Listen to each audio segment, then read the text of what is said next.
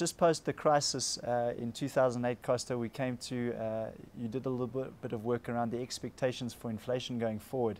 And the expectations were fairly, there was a little bit of dispersion, but it was not a very fat tail in the expectations going forward at the beginning of 2008.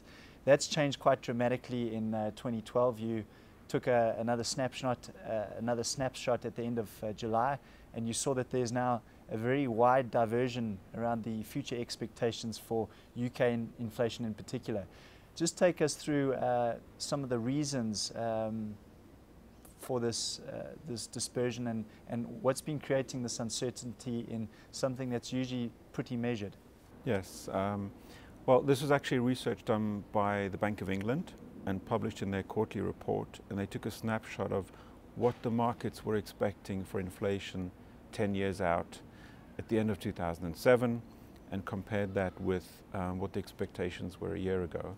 And essentially the big change is that in 2007 markets were really focused on the inflation targeting of central banks and sort of assumed that central banks would focus on that mandate. And since the crisis, there's great uncertainty exactly as to what all this quantitative easing could mean for inflation down the road. And so that research simply highlights the point that there's this larger dispersion of inflation expectations 10 years down the road. You have investors thinking we may have deflation of 2 to 3%, and you have some investors thinking we may have inflation of around 8%, even though the central view is still somewhere around 3%. But the point simply is that uncertainty is greater today than it was before the crisis. Now, obviously that's I think a lot of the cause of that has been central banks. So what's your sort of take? You alluded to Japan, the Japanese central bank actually wanting to create inflation. There's been a few mixed policy signals from central banks and what their mandate is. Is that purely because that the economic growth has been lacking in those major developed markets, that it's been incumbent on the central banks to try and do something about it? Yes, so I mean we're in a very unusual situation that these are experiments that are being pursued by different central banks. This is not a standard textbook that's being followed. It's certainly not orthodox policy, which is why uncertainty is large. But we always knew, as the crisis deteriorated, that ultimately the issue comes back to an institution that has a machine that can print banknotes.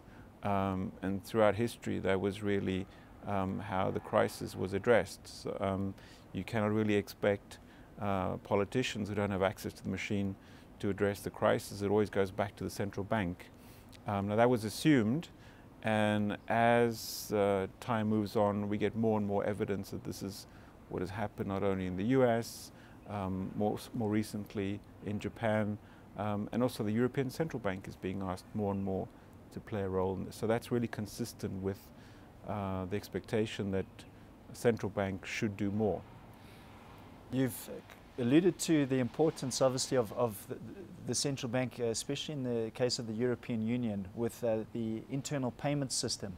And initially what you found was that there was actually a divergence. If you look at almost an internal trade account for the EU, the core was had surplus funds, and the peripheries like Greece and some of the smaller countries, Portugal, they were running deficits if you looked at it from a holistic perspective. Just take us through what the importance has been of that central bank role in keeping the payment system functioning in the EU. Yes, so actually what you've had in the Eurozone is a classic balance of payments problem. And you've had many balance of payments crises in the past, and typically the way a balance of payments crisis was resolved was you had a depreciation by the current currency or the country that needed the external funding.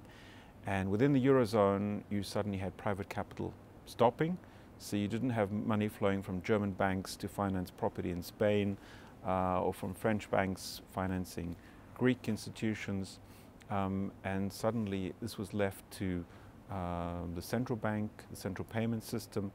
And what we can see is that over time that there has been a transfer of money from the core countries to the periphery through this central banking payment system. But the good news is, first of all, something has worked within the system, so that was helpful. And the other bit of good news is that there is some improvement. It's not as though the imbalances are continuing to escalate. They are sort of gradually improving.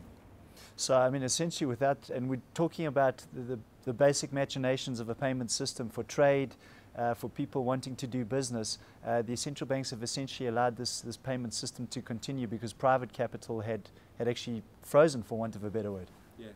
And this payment system is something very obscure. We don't typically look at it. People don't think about it. They make their transfers. But obviously behind every e-banking transfer, there has to be a system that works, that allows you to transfer money from Spain to the Netherlands and the other way around. And the system just shows you that in the case of the Eurozone, it worked, and that you had a net transfer from the core countries to the periphery. So payments continued to be made, but it was in the end not so much private money, but it was linked to the important role that central banks played in this. Obviously, it could have been a lot better. What's interesting is that things have started to turn in that there's now a rebalancing in this transfer of funds internally within the EU, and you also talked about wider changes that are being made by some of the countries, Greece in particular. About pre-crisis, Greece was a very expensive place to live relative to other parts of the EU. And that's changing. Just take us through some of those changes and what it means for the recovery of the EU. Yes, I mean, as we went into the crisis, the view was that many of these countries won't make it, and they won't make it because although there's a checklist of what needs to be done, it's too complicated. So, for example, one of the things that would need to happen is that wages would need to fall, and the argument was, well, how do you cut salaries in general? You can do it through inflation, but if you've got a pegged currency, which is in effect what these countries had, how do you cut people's wages? Well, now we saw in the case of Greece that wages have fallen very dramatically. So it has been possible, and Greece has become cheaper.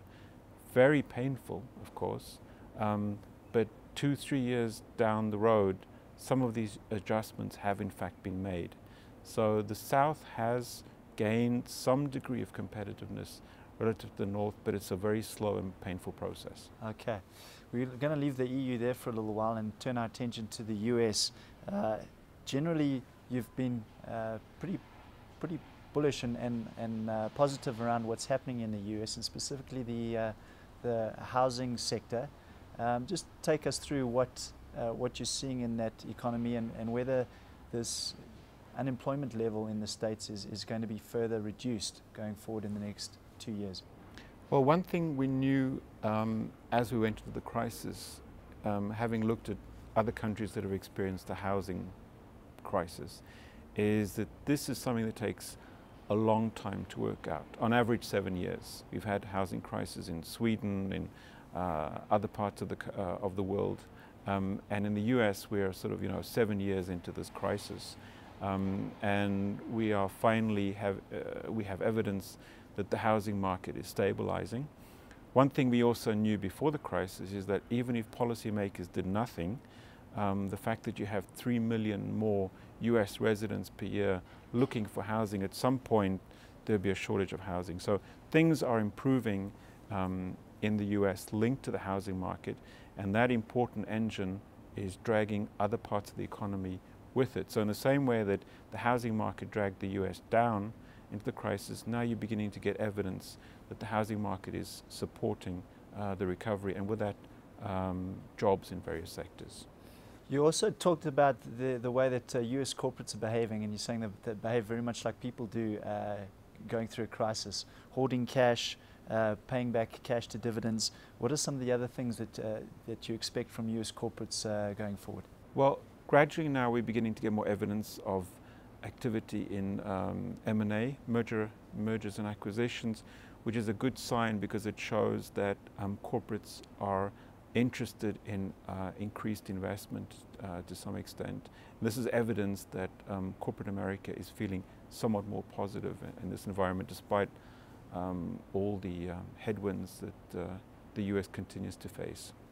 So still looking very good, but not quite kicking on yet and reinvesting the cash into expanding facilities or growing at this point. So that's the one aspect that you're not seeing in any significant way, which is investment into new factories and new areas, and that would be sort of something that we would expect to see over time. So bottom line is things are improving, but there are many areas that you can point to where there's still weaknesses.